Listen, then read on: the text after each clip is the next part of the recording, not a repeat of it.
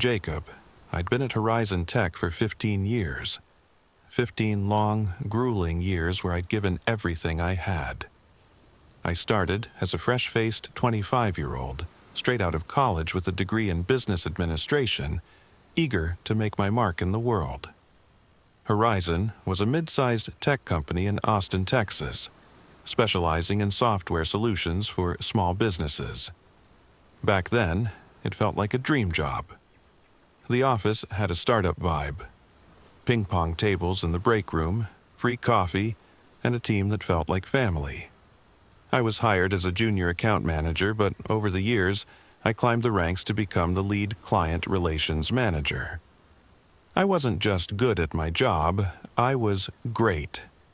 I knew every client by name, their kids' names, their birthdays, their pain points. I'd built relationships that kept our retention rate at 95%. A number the CEO, Greg Harper, loved to flaunt in board meetings. But things changed over the years. The company grew, and so did the egos. Greg, who used to grab beers with us after work, became distant, obsessed with profits over people. The ping pong tables disappeared, replaced by stiff conference rooms. My team, once tight-knit, was now a revolving door of new hires who barely lasted a year. I stayed, though. I had bills to pay, a mortgage, and a daughter, Emma, who was about to start high school. Plus, I genuinely loved the clients. They trusted me, and I took pride in that. It was a rainy Monday morning in March when everything fell apart. I'd just finished a call with one of our biggest clients, a small chain of hardware stores in the Midwest, when my desk phone rang. It was Greg's assistant, Monica. "Jacob, Greg needs you in his office, now." Her tone was clipped, almost nervous. I brushed it off. Greg often called me in to discuss client strategies or to smooth over a complaint. I grabbed my notepad, a pen, and headed to the top floor. The moment I walked into Greg's office, I knew something was wrong. The air felt heavy, like the calm before a storm. Greg sat behind his massive oak desk, his face unreadable. To his left was Karen from HR, a woman I'd never liked. She had this fake smile that never reached her eyes, and today she wouldn't even look at me. She stared at her hands, fidgeting with a pen. "Sit down, Jacob," Greg said, his voice cold as ice. I sat, my stomach twisting into knots. "Jacob, I'll get straight to the point," he began, leaning back in his chair. "We're restructuring the company. Horizon is moving in a new direction, and as part of that, we're eliminating your position."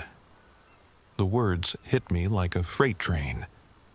Eliminating my position after 15 years?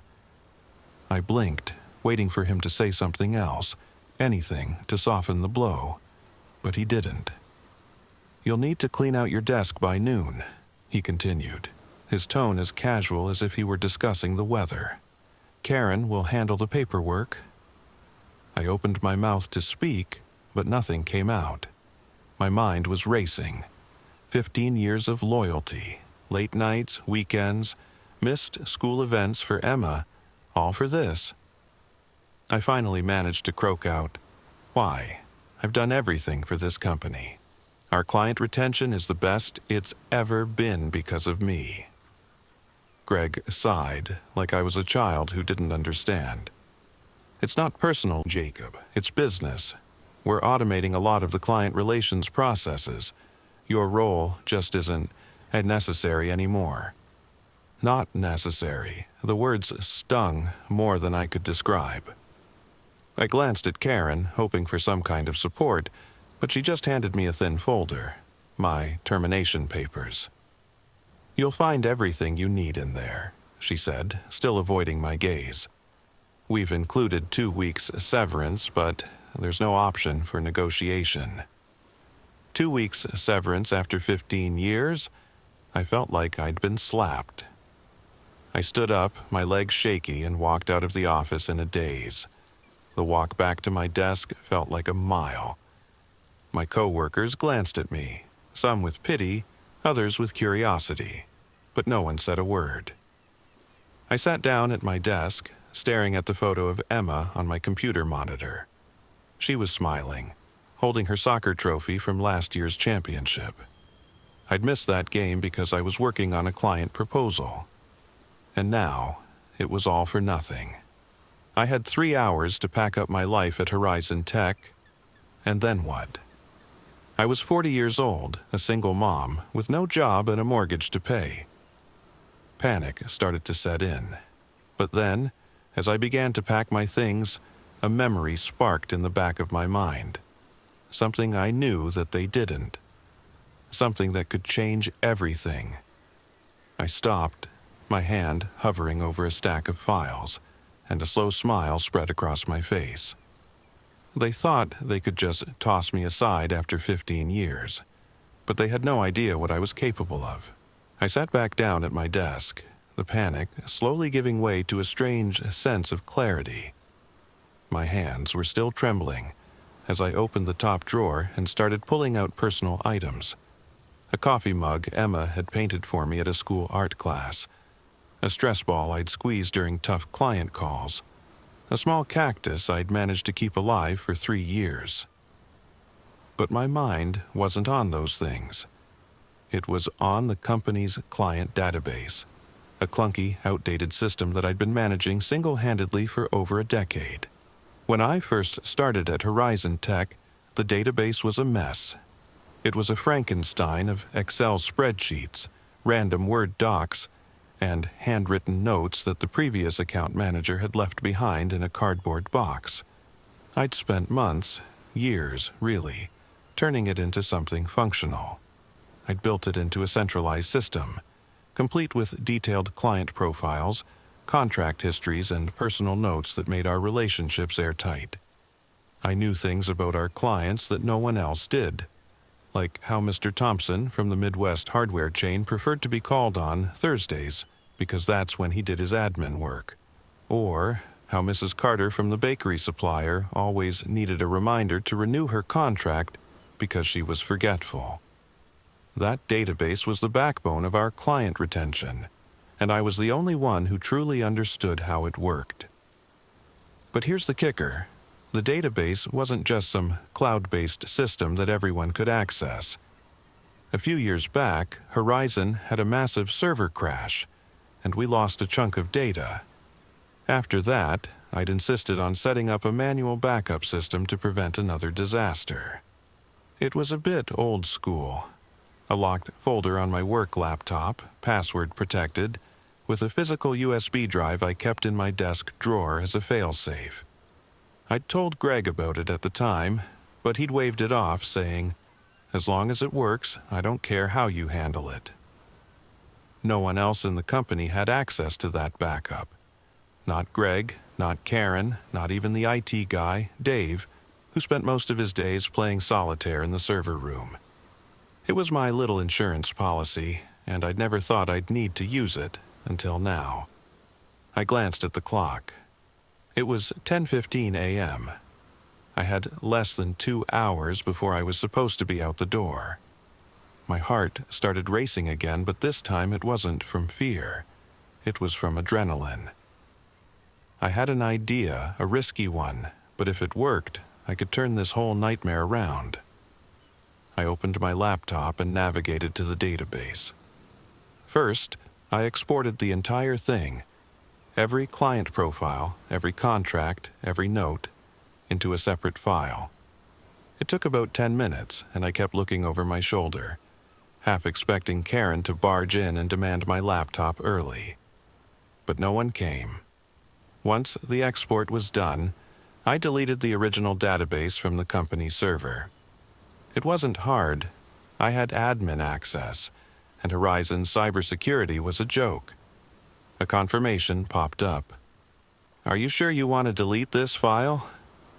I clicked yes without hesitation. Then I went to the backup folder on my laptop, the one only I could access, and changed the password to something new, something no one would ever guess. Emma Soccer Champ 2024.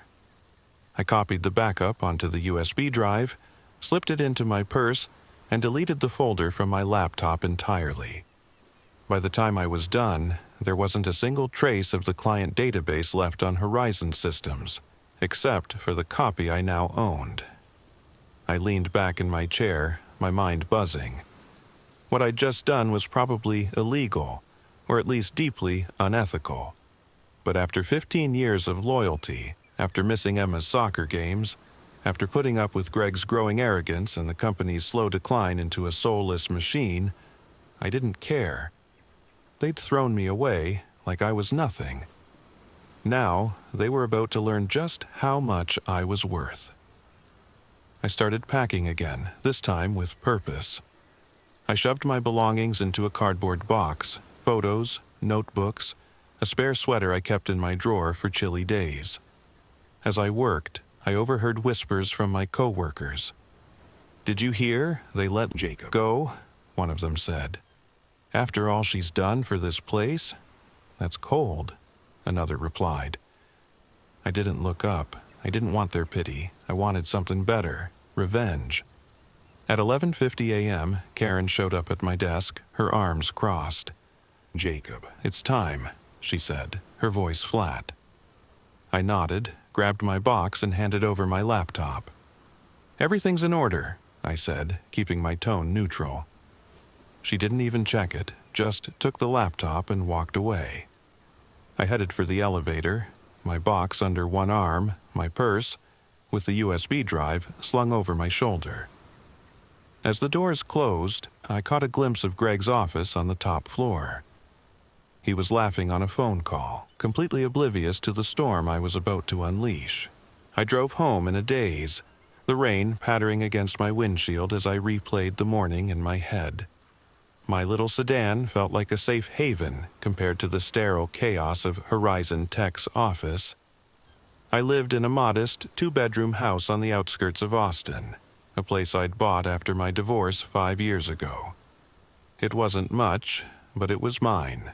Well, mine and the bank's. Emma was at school, so the house was quiet when I walked in. I set my box of office belongings on the kitchen table and poured myself a glass of water, my hands still shaking from the adrenaline. I pulled the USB drive out of my purse and stared at it. This tiny piece of plastic held the key to everything. Hundreds of client contacts, years of relationships, and the leverage I needed to make Horizon regret what they'd done.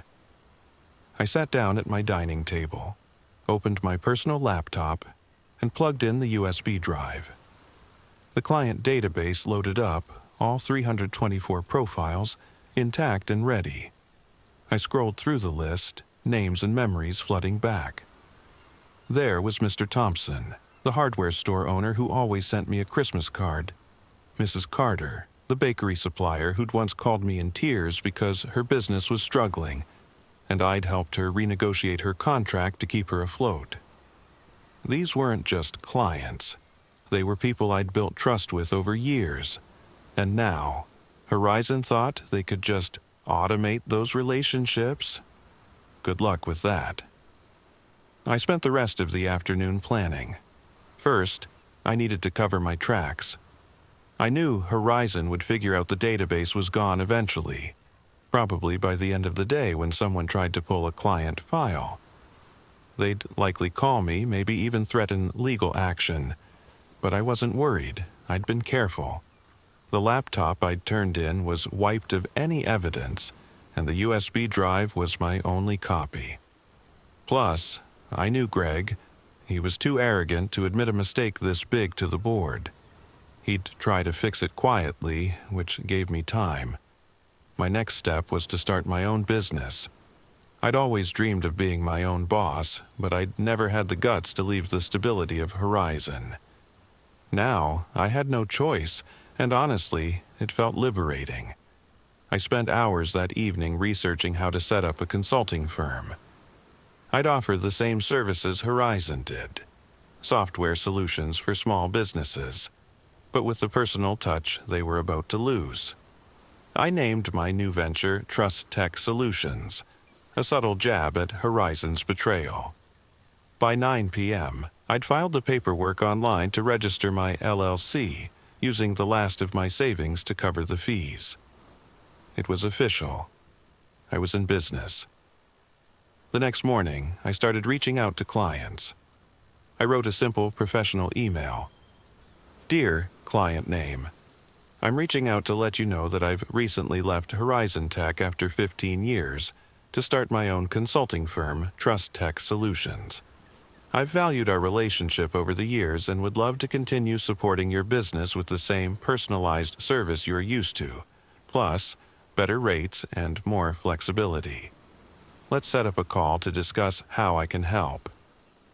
I personalized each email with details I knew about them, little things that showed I cared. I sent the first batch of 50 emails by noon, my heart pounding as I hit send each time. The responses started rolling in faster than I'd expected. Mr. Thompson replied within an hour. Lisa, I'm so sorry to hear you left Horizon, but I'm thrilled for you. We've only stayed with them because of you. Let's talk tomorrow. Mrs. Carter wrote back that afternoon. I knew something was off when I called Horizon this morning, and they couldn't find my file. I'm in. Let me know the next steps. By the end of the day, I had 15 clients ready to jump ship, and that was just from the first batch of emails. I couldn't believe it. My plan was working, better than I'd ever imagined. Meanwhile, I got a call from Karen at Horizon around 3 p.m. I let it go to voicemail. Her message was frantic. Lisa, we're having an issue with the client database. It's gone. We need to speak with you immediately. Please call me back. I didn't. Let them sweat, I thought. They'd figure out how to rebuild the database eventually, but it would take weeks, maybe months. By then, I'd have their clients and their revenue. Over the next few weeks, my life transformed in ways I never thought possible. I sent out the rest of my emails to the remaining clients from the database, and the response was overwhelming. By the end of the first month, I'd signed 200 of Horizon's 324 clients to Trust Tech Solutions, over 60% of their business. Each client I spoke with told me the same thing. They'd only stayed with Horizon because of me. They didn't trust the new automated system Horizon was rolling out, and they certainly didn't trust Greg, who'd started calling them personally to apologize for the database glitch, but it was too late.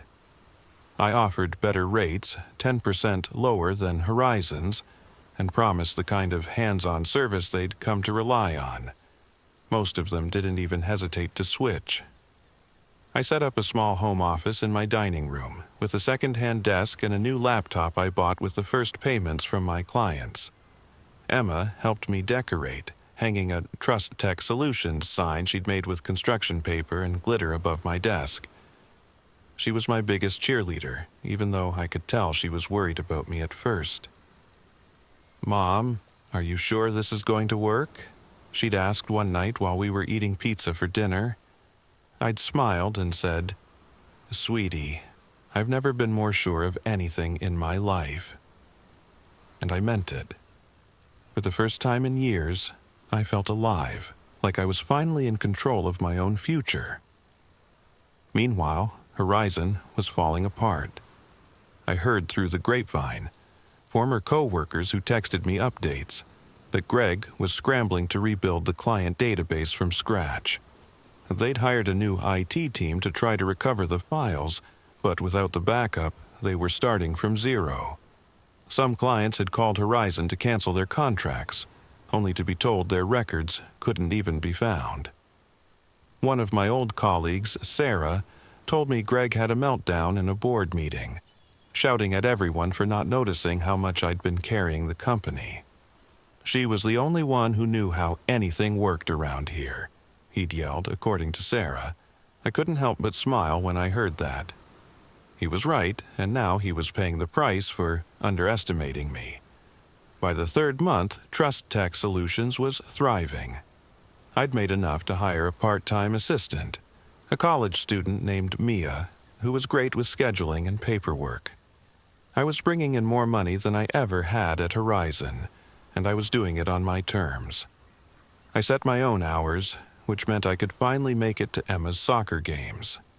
The first time I showed up, she ran over to me on the field, her face lighting up. "Mom, you're here!" she shouted, hugging me so tight I almost cried. I'd missed so much over the years, all for a company that didn't even blink when they threw me out.